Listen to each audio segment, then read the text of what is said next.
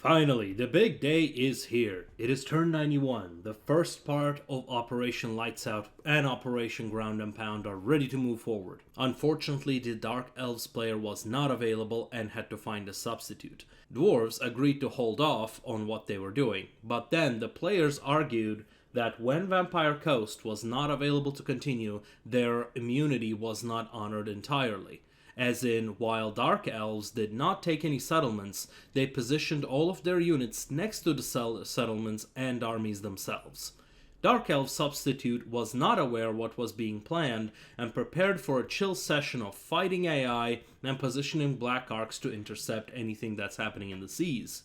He was simply not ready for what happened next, and the next series of events had him quit before the last 5 turns of the session. As part of Operation Lights Out, the first wave of Dwarven Engineer spies make it to their first targets, and they found out that the Operation Lights Out needed to change. You see, Operation Lights Out was the operation initially planned to secure the eastern coast of Ulthuan using leftover expansion armies that were in Africa. This was to prevent Dark Elves from seeing the dwarf invasion forces that are coming straight for their capital. This had to be changed because not only did the two armies ended up being too slow, but vampire pirates concocted a plan to secure that goal already. As such, Operation Lights Out shifted south and instead created a foothold in southern Lustria. These stacks were leftovers from the fight against the vampires, and while very high ranked, it was using low tier units which could still fight against badly defended settlements, and they have barely managed to secure the footholds at the coastal province capitals, which have walls. This made the landing more costly, but also more secure against the Dark Elves if they were to push out the dwarves from the coast. They would need to fight them on the walls, and you really do not want to fight dwarves on the walls. In fact, probably the only worst thing to fight on the walls would be Chaos Infantry. Vampire pirates this whole time had been saving their resources and sprung out all of their armies for one final push.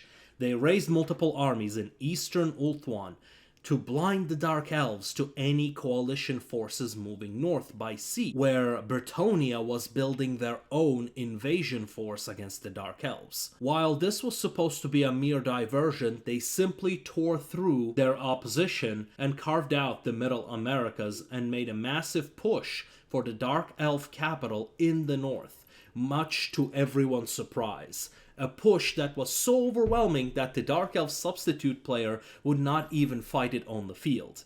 After a few manual battles, the vampires have gained a momentum at multiple locations. Then came the main engagement in the South Seas. The first phase of the Operation Ground and Pound was to secure Galleon's graveyard and use it as a staging area to intercept any Black Arcs heading to reinforce Ulthuan from south. Immediately after the first naval army of Dark Elves got intercepted by 420 stacks of endgame units, the Dark Elf substitute player chose to auto-resolve and lost vision over the South Seas.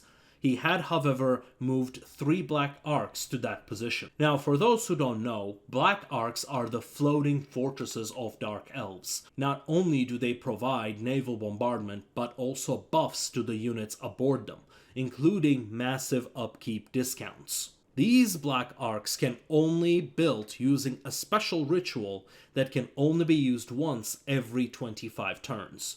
Their ability to recruit without going into encampment makes the Dark Elves specialize their provinces for economy. What this strategically means is that Dark Elves are like a crab.